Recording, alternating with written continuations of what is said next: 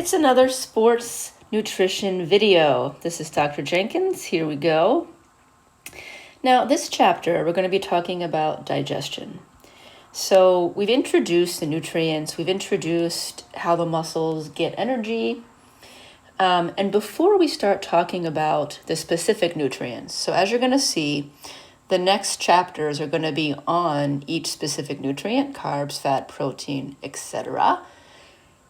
Before we get there, we have one last piece of information to deal with, and that is digestion and absorption. After all, we're talking about sports nutrition, food we eat. So we have to talk about how our body digests and absorbs it.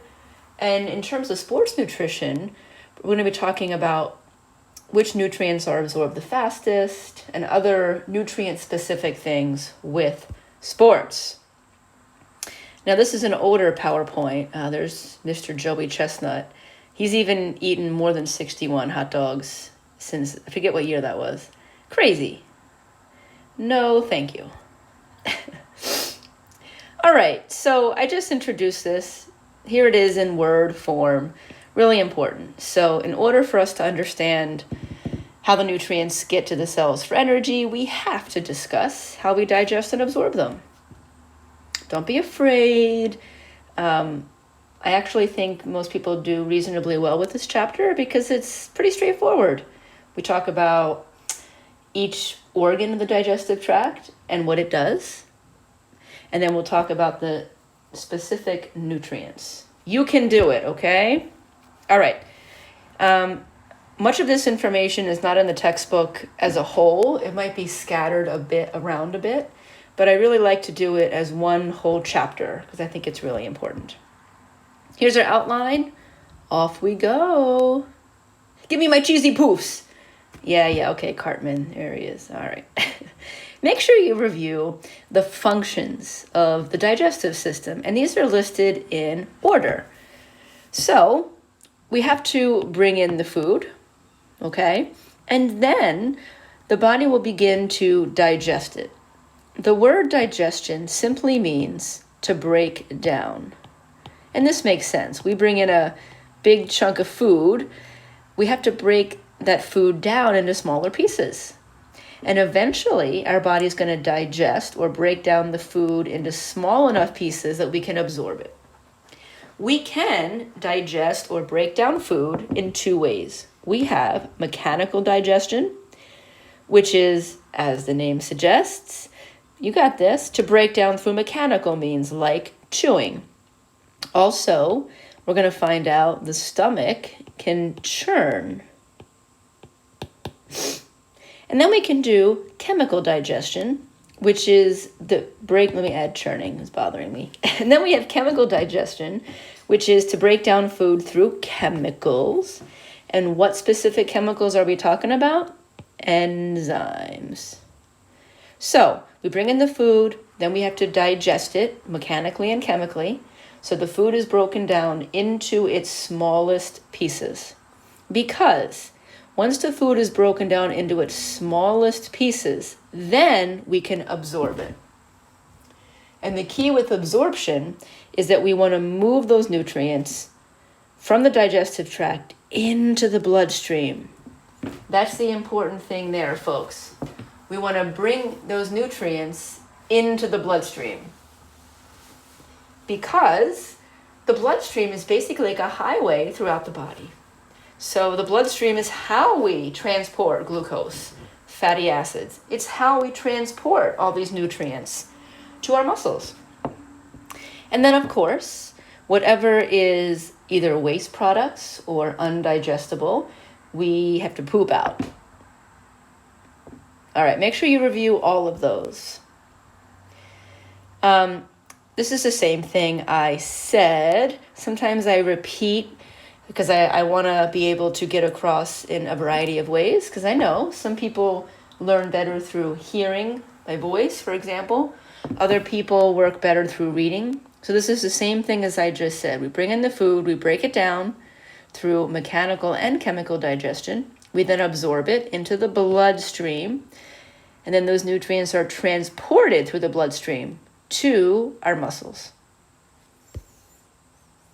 Okay, I think I've said this over and over again. Even, what is this, chapter 4? I think you've heard this pretty much every chapter.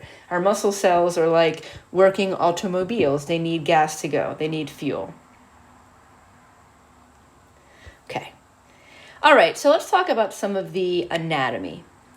It's pretty straightforward, but still, if this is new to you, I want to make sure that you spend enough time on it. So we're going to talk first about the digestive tract. The digestive tract is the direct path that food takes through the body, right? So it comes in the mouth, comes down the pharynx, down the esophagus, into the stomach, then it goes into the small intestine. Whatever's left enters the large intestine, which goes up,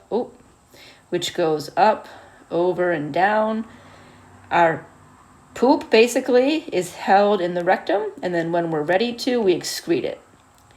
So that is considered to be the digestive tract, the direct path that food takes, open-ended on either end.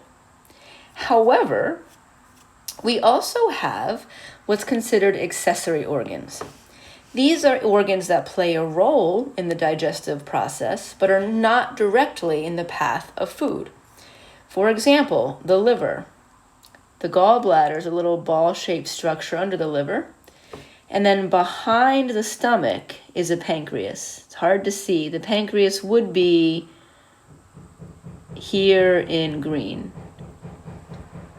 So food does not directly pass through these organs, yet they play a really important role. All right, cool. We're going to first go through the digestive tract.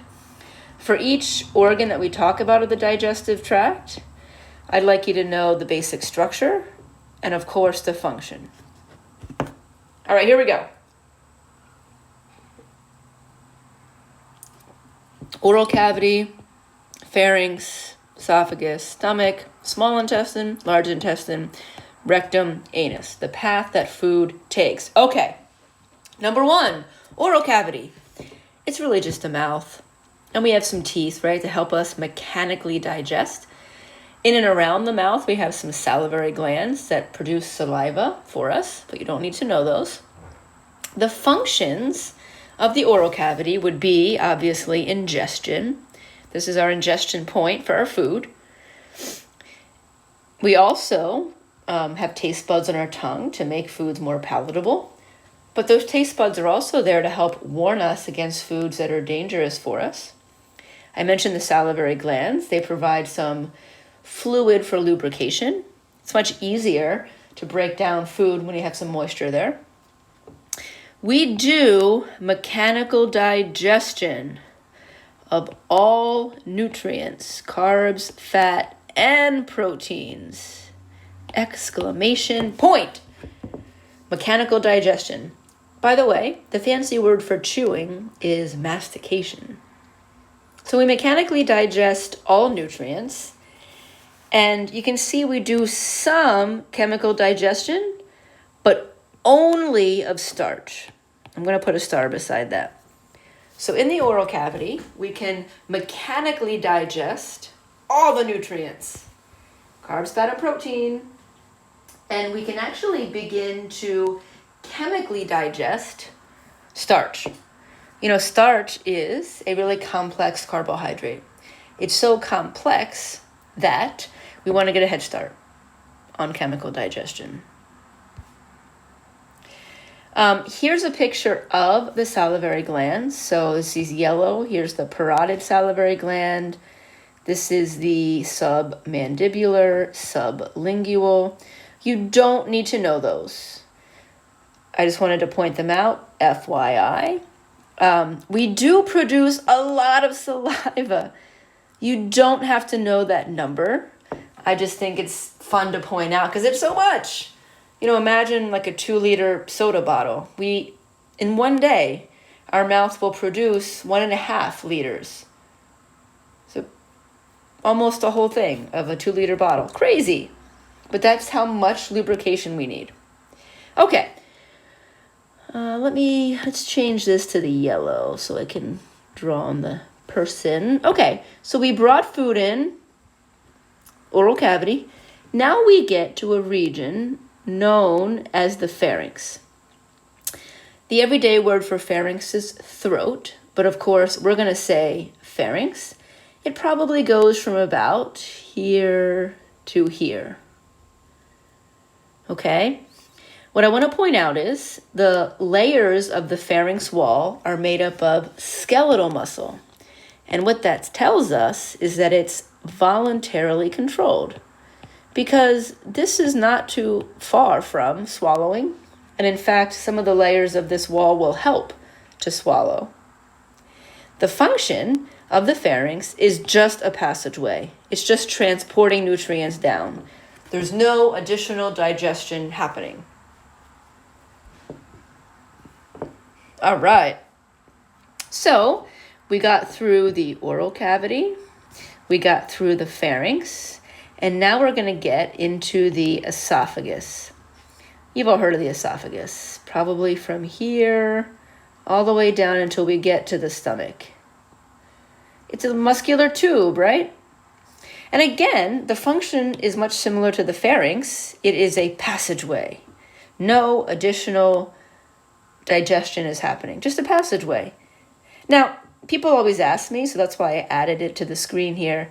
It only takes about 5 or 6 seconds from the time from swallowing to get food into the stomach. Only takes about 5 or 6 seconds to swallow and then pass the food through the pharynx and the esophagus. You don't have to know that number, but it's less time than people think. I think I may have to sneeze. That's why I'm pausing for 1 second. I apologize. Okay. Now, I do want to talk a little bit about the structure. So as I said, I'd like you to know that the function is a passageway. I gave you the timeline, but you don't need to know it.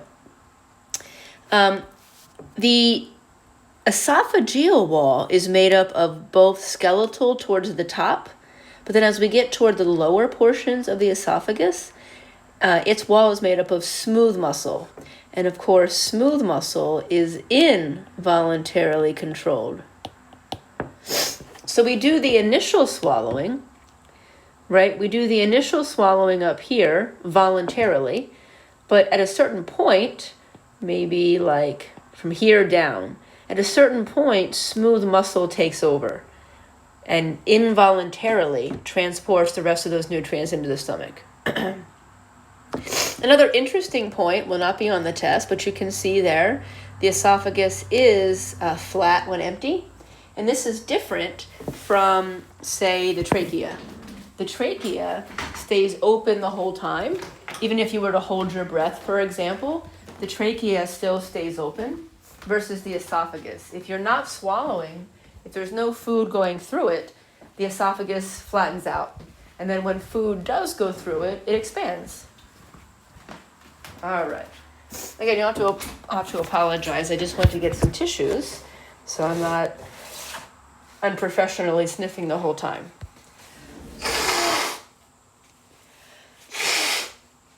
Pardon me. Okay, so when we talk about that involuntary process, remember, the upper portions, when we talk about the pharynx, which is up here, and then we talk about the upper portions of the esophagus, it's more of skeletal muscle. But further down the esophagus, the esophageal wall is made up of smooth muscle, which allows the esophageal wall to involuntarily, we don't have to do it voluntarily, it does it for us. The process through which we get the food stuff down, you've probably heard this before, is called peristalsis. So make sure you review that.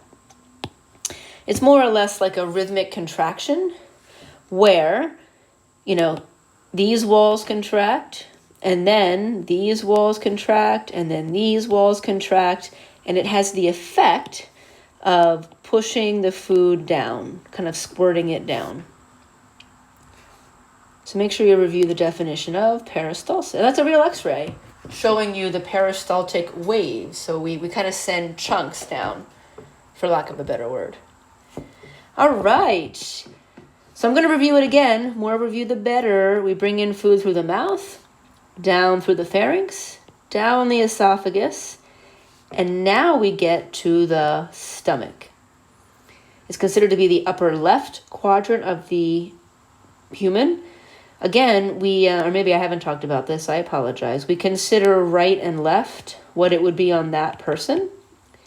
So this dude, this is his right side versus this is his left side. So in case you're keeping score at home, the stomach is in the upper left quadrant. There it is. So know that it's on the left side. Left side. It is J-shaped. It's a muscular sac. Let's see. It does have some rugae. Do I have a picture? Yeah. So if you look at the wall, the inner wall, it's not smooth like a baby's bottom. Instead, you have these little folds, and these folds are called rugae. And what that allows for, it allows for stretch. So if you eat a whole bunch of food, like Joey Chestnut, 861, who knows, he's up to 80 now, I don't even know. If you eat a whole bunch of food, the stomach will stretch, and in a really full stomach, these folds will smooth out. I don't have it starred, so you don't need to know it, but I'm just pointing it out. If you look microscopically at the inner wall, so basically, if we were to look microscopically at a part on this inner wall, it would look like this. And what I'm pointing out, so on top, we can see those same folds called the rugae, but coming down in between them are these things called gastric pits. And the point is, it's all about surface area. So by having these pretty long gastric pits, it means that you can have cells lining every little part of that gastric pit, so you can fit more cells. And the goal of many of the cells in these gastric pits, you guessed it, is to produce hydrochloric acid. So we have these gastric pits, these kind of tunnels, and they produce hydrochloric acid, which we'll discuss in a moment. So I've starred the functions I'd like you to know. Hydrochloric acid. Listen, everyone, the stomach is the most acidic part in the human body. I think overall the pH of the stomach might be just above 2, and that's on a scale of 0 to 14. That's really acidic. Hydrochloric acid itself has a pH of 0.8. I mean, if we had that out in the real world, it would probably burn a hole in something. But the point is, when the hydrochloric acid mixes with other juices inside the stomach, it provides an environment that can kill bad stuff. So in that way, we like it. The stomach wall is designed to be able to withstand that acidity because it has a function, right? Okay, so one function of the stomach is the hydrochloric acid kills bacteria and bad things. Other functions, well, the stomach does mechanical digestion of all nutrients. The stomach wall is made up of a lot of layers of muscle, and the stomach churns. Kind of like a washing machine has the effect of churning the food, the clothes inside. Well, the stomach walls contract and relax, and that churns the food, which is a form of mechanical digestion. And then we have chemical digestion of only protein. This is where it gets a little tricky, but you can do it, right? So we talked about in the oral cavity that we can begin chemical digestion of starch only. That was in the oral cavity. Now that we get down to the stomach, we begin chemical digestion of protein only. Again, protein is similar in some ways to starch, that it's a more complex molecule. So for these more complex molecules, we want to get a head start on the chemical digestion. Excellent. You can notice this note at the bottom. It's not star, but I just want to make a point. The stomach does not do very much absorption. Now, there is some absorption of things like aspirin, some alcohol, but for our purposes, we're really focusing on the big time macronutrients, carbs, fat, and protein. Okay? So stomach, there's no absorption of carbs, fat, and protein. And by the way, that is a real human stomach. It's kind of cool, huh? Yeah.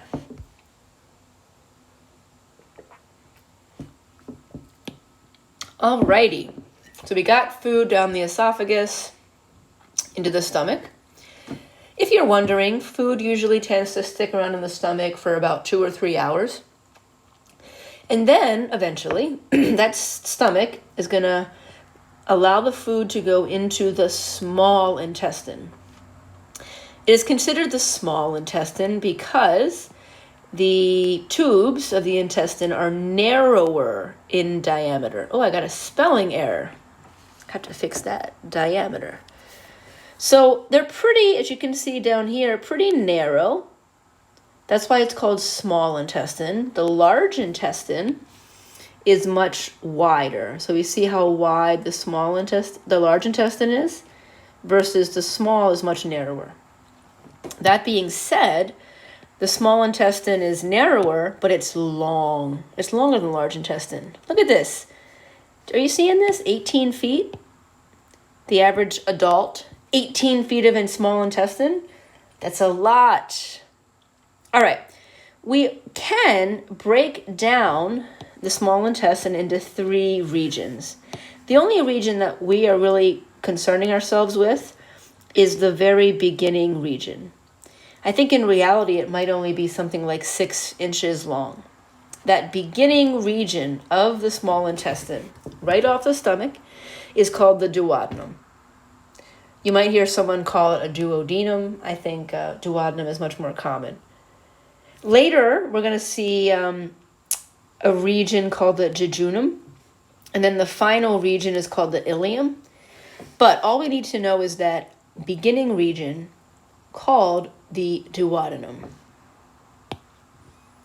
Now, what we're going to find out, because in a minute, after we get through the digestive tract, we're going to go back and talk about the accessory organs. Remember, the accessory organs are the liver, gallbladder, and then the pancreas. The pancreas sits behind the stomach, okay? Well, what we're going to find is the liver and the pancreas, they secrete enzymes.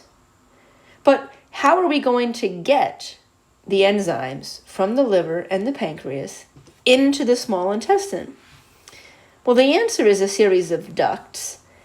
But the reason I'm bringing out the duodenum, or the beginning region of the small intestine, that's where the ducts, that's where the secretions from the accessory glands get into the small intestine. Imagine a duct coming from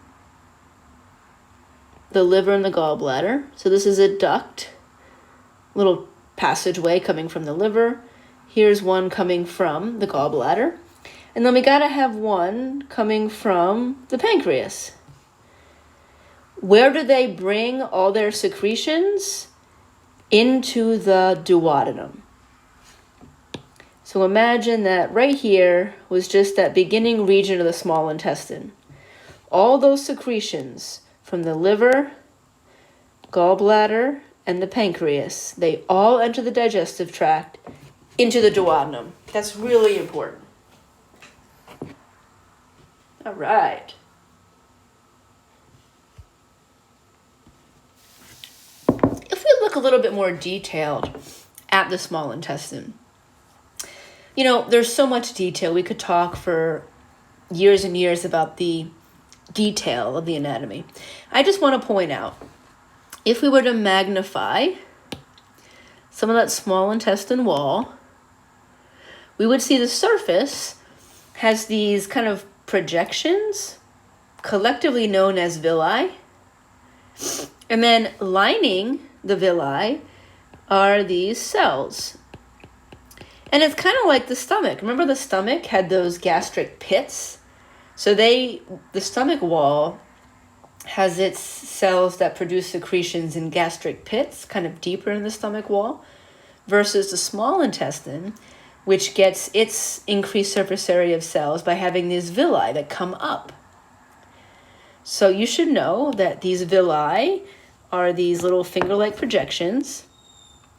And the benefit of this is just so much surface area. Not only do we have, how much was it? 19 feet, 18 feet. Not only do we have 18 feet of small intestine, but lining all 18 feet of that small intestine are these hairs called villi. And each villus has all these cells. So much surface area, folks. That's a good thing. It means that the small intestine can do a lot of its job. Now, I think the next slide, the next slide talks about the functions. Particularly one of the functions of the small intestine is absorption. So far, we've only been talking about digestion, but this is going to be the organ of absorption. But let me just skip to the actual slide where it says the functions. Again, I apologize. I think it's the beginning of allergy season here. And I have written these functions in order because the first thing that happens in the small intestine is we do chemical digestion of all the nutrients. Because it is by this time in the small intestine that we have all the enzymes that we need. Remember, I'm going to put it in red. Remember the accessory organs, liver, pancreas, gallbladder? They release their enzymes into ducts. And where do those ducts enter the GI tract? The duodenum, beginning of the small intestine. So now we have all the enzymes. And because we have all these chemicals that we need, enzymes, we're able to do chemical digestion of all the nutrients. Now remember, we began chemical digestion of starch in the oral cavity. We began chemical digestion of protein in the stomach, but that's it. So the small intestine has a lot of work to do. It's got to finish chemical digestion of starch and protein. It's got to do all the chemical digestion of the rest of the carbohydrates and all the chemical digestion of the fats. That's where this increased surface area comes into, helps us, right? Once we've completed all the chemical digestion, then the nutrients are in their smallest possible pieces, and then we're able to do absorption. And remember, absorption means that we're able to bring these nutrients into the bloodstream. The small intestine is really the only organ where we can do absorption of carbs, fat, and protein. So it's really important.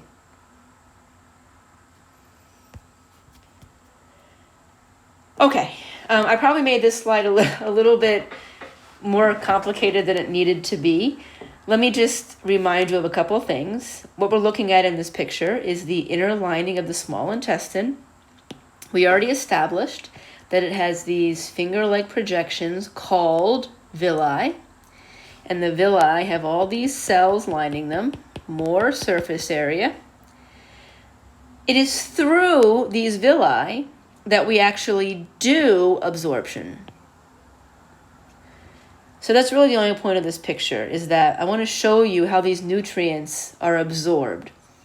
These red circular dots, green and blue, they represent the nutrients. That's what I'm trying to say up here, right? The nutrients are these circles. The nutrients are chilling inside the small intestine, but then, let's go to green. Change the color up a little bit. Then these nutrients get smushed up against the villi wall. And then they diffuse, folks. They move from high to lower concentration. And you'll notice inside each of these villi or hairs is the bloodstream. So it works perfectly because these nutrients are absorbed through the villi wall into the bloodstream. You don't need to know this process step by step or specifically, but I just like the picture because it shows you the bloodstream, the blood vessels coming up into the center of each villus. All right. So we've taken a pretty long journey, right? By the way, the food may tend to stay in the small intestine up to 5 or 6 hours, depending. But we've come down the esophagus, into the stomach, into the small intestine. What's left? Because we already absorb nutrients, so what's left would be waste products that we don't want to absorb and things that are undigestible, like corn. Maybe if you have corn and you look a couple hours later in your poo, not that you need to like pick it up and look at it, but you might just notice when you flush the toilet, some of those corn pieces will be there right in your poop because they're undigestible, not able to be absorbed. Now, structurally, we may remember the large intestine is larger in diameter. It's thicker. That's where it gets its name. But it certainly is shorter. So the small intestine leads into the large intestine here, and then whatever's left goes up, over, down, and then into the rectum. There are particular regions. You can see that in the bottom picture. We have the cecum, ascending colon, transverse colon, descending colon, etc. But you don't need to know those. Here are the functions. You probably already know the functions of forming poop. What's left is a lot of waste products. So, whatever's waste products, the large intestine helps to form into little poop pellets, feces. But also, there's maybe a function that you don't know as much about or might be new to you. We absorb large amounts of water. Now remember, in the small intestine, we were able to absorb carbs, fat, and protein. But here in the large intestine, we reabsorb water. Because your body doesn't want to waste water. And we know this because, a healthy poop shouldn't be watery. If our body's doing what it's supposed to be doing, the large intestine reabsorbs a lot of water because we can reuse it. All right, there's some extra other information in here, but the only thing you need to know are the two functions that I have circled. All right, good. Moving on. The large intestine leads into the rectum, which is the holding tank for our poop. And then the exit hole is the anus. Perfect. Make sure you review those. Oh, where did the picture go? There's a picture here, but not here. I guess it didn't come across on... Okay, so I want to take the time here to mention something known as a sphincter. And there have been many along the way. There's the upper esophageal sphincter, lower esophageal sphincter, pyloric sphincter, etc. But I want to bring them up when we talk about the anus here because they're easy to see. And I'm sorry that this picture, it should be here, didn't show up. So we'll just have to go back to the slide before. So let's first, and I would like you to know this in general, but I would like you to be able to define a sphincter.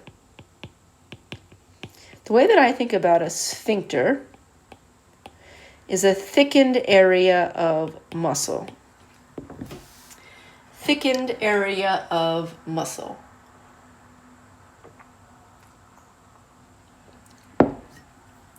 So, surrounding all our GI organs, whether it's the esophagus, stomach, small intestine, large intestine, or rectum, there is a layer of muscle in pretty much the wall of every GI organ. So we know that's present. But a sphincter is where that muscle becomes thicker. So in the case of the anus, we have an internal and an external anal sphincter. You don't need to know the specific names, but I would like you to know what a sphincter is. And I'm just giving you an example of a specific one here. So we already talked about in yellow that there is some muscle in the digestive organ wall, but where that muscle gets thicker. So what I'm coloring in green It's thicker, right? So it's a thickened area of muscle. The function of these sphincters is to regulate the movement of foodstuff. Because I haven't talked about this yet. How do we know when to let food move from the stomach into the small intestine? Remember I said usually food stays in the stomach about 1 or 2 hours. Well, how do we know when it's time to move that food from the stomach into the small intestine? The answer is sphincters. When a sphincter is relaxed, when those thickened areas of muscle are relaxed, food moves through. When a sphincter is contracted, food does not move through. So we have the ability to regulate when we move food from one organ to another by these thickened areas of muscle called sphincters. When the sphincter walls contract, they literally can push the walls together and things cannot get through. When they relax, things can get through. Now, in the case of the anal sphincters, because we remember that the anus is the opening where we let the poop out, we have a combination of sphincters. We have an internal anal sphincter that, as you can see, is smooth muscle, so it's involuntarily controlled. But then we want a skeletal component. Most other sphincters in the digestive tract are made up of smooth muscle because they can contract on their own involuntarily. We don't need to remember to voluntarily contract or relax a sphincter. But of course, when it comes to the anus, we do want to have some control when the poop comes out. So you don't have to know these specific ones. I'm just giving you an example. You just need to know what I have over here in the blue, what a sphincter is and how it works. But imagine the internal anal sphincter is smooth muscle, and then we have an external sphincter, which means that we can control the final movement of poop out. We release it when we want to, which I think makes sense. All right, you don't need to know the Bristol stool chart. I just like to put it on here. You know, it's easy if you have a dog. Isn't it easy to understand that we can tell a lot about the dog's health by the dog's poop? The same is true for us. We can tell a lot about the GI tract and overall health by whether our poo is healthy. I'm going to ask you a question. Does anybody know what would be considered normal, quote unquote, normal stool on this chart? Hope you're still listening. You don't need to know this, but I'm just sharing.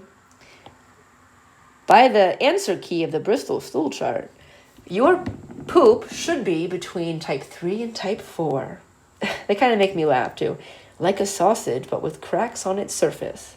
Like a sausage or snake, smooth and soft. But the point is, if your body's working as it should, your poop should look like that. If it looks like any of the other types, there's probably something going on. All right. So what I'm thinking here is we will talk about the accessory organs, and then we'll wrap up this first video, and then I'll record a second video to talk about the remaining part of this chapter. We already know the accessory organs sit outside the GI tract. Food does not travel through them. We already know what these accessory organs do. They produce and release enzymes that we need for digestion. We know the pancreas. The pancreas sits behind the stomach. So if I were to draw the whole thing, it would kind of look like that. And that would probably be pretty good in size. Maybe it's a tad big, so it's a tad smaller than that, but there it is. The functions of the pancreas. So you should know it sits behind the stomach. All right, cool. The functions. The pancreas produces a whole bunch of digestive enzymes. Produces a whole host of digestive enzymes. We can see on the bottom Here's what the pancreas looks like. It kind of has this bubble appearance to it. We can see its shape. In this picture, the stomach has been removed so we can see it. And what did I already mention to you? I said that we have these ducts. So running down the center of the pancreas are ducts. And those ducts are going to empty into the duodenum, or beginning of the small intestine. So the digestive enzymes that are produced by the pancreas travel down those ducts and dump into the beginning of the small intestine, otherwise known as the duodenum. As an aside, you can see down below, it's not starred, so you don't need to know it now.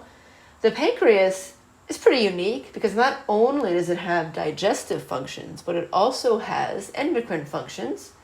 Maybe you've heard of insulin. There's another hormone called glucagon that helps to regulate blood sugar.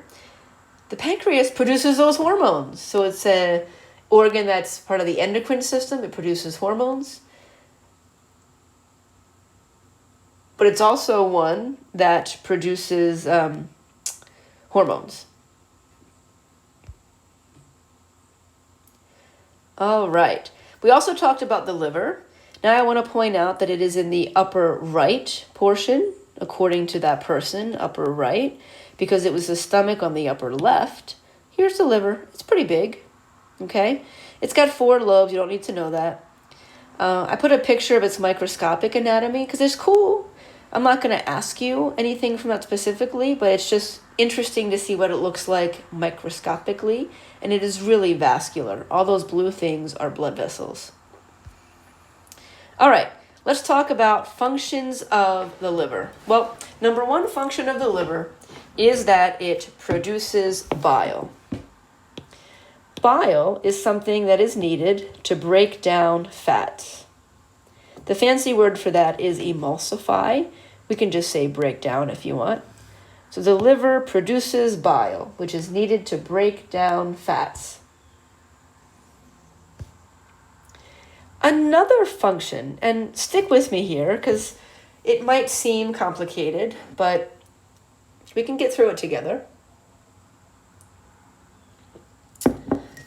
Okay, so stick with me. After being absorbed, nutrients in the bloodstream, where do they go? Always, always, always the liver. If I go back to a picture here, we know that, we know that nutrients are absorbed in the small intestine. Carbs, fat, and protein. What are they absorbed into? The bloodstream. Where does that nutrient-rich blood go? That blood from the small intestine goes to the liver. Always, always, always. That nutrient-rich blood. We've just absorbed nutrients into the blood vessels in the villi of the small intestine. Well, that blood leaves the small intestine, and where does it go? The liver. Okay? So all that nutrient-rich blood goes to the liver. And here's what the liver does. The liver makes a decision. The liver is going to keep some nutrients in the bloodstream, but it's going to store some of the other nutrients for later. This is huge. Think about a meal. When you eat a meal, you're all of a sudden going to have a bunch of glucose in the blood. Blood sugar is going to go up. Well, when you eat a big meal, you really don't need all that sugar in the blood right away. You're probably just sitting down after you ate. So we don't need that big load of sugar in our blood. So what the liver does is it keeps a small, normal amount of glucose in the blood. It keeps some glucose in the blood. But the rest it stores. It stores that glucose as glycogen in the liver itself and in skeletal muscles. What this also means, it also means that if you don't eat for 4, 5, 6, 10 hours, you're not going to die. So if we don't eat for a while and we don't have the immediately coming in food to raise blood glucose, your body says, fine, I'll just go to the storage shelf. Earlier we ate and we stored some sugar. Well, now we haven't eaten in a while. Now we go back to those storage shelves and we release it back into the bloodstream. So this is a really important function. And that's what I'm saying here. Same thing. You have access to the PowerPoint, so you can look at that if you like. The liver also, I have a function down at the bottom here. You don't need to know it because it's not starred. Don't need to know it. But the liver, as that blood comes coursing through it, it also filters the blood, which is probably something you're familiar with. The liver is filtering out alcohol and toxins. But we're sticking to its digestive functions. All right, we're winding down here this first video. Underneath the liver is a little sac called the gallbladder. And you know what? We're going to keep it simple, folks. It stores bile. The liver produces bile, which helps to break down fats, and the gallbladder stores it. Everyone always asks, well, how is it that you can live without a gallbladder? Well, if the gallbladder is too problematic, we take it out. And even though it's not ideal, there's really very little harm. The liver will just store more.